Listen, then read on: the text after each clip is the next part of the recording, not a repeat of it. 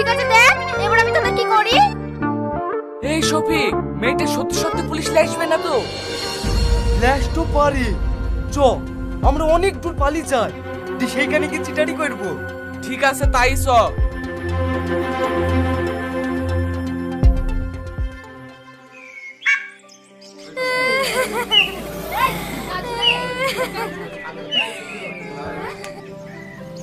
ও বুই, এই বাড়িটা এত হইচই হয়েছে কেনে?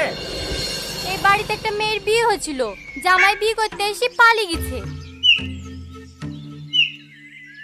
পালিয়ে গেছে কেন বোন?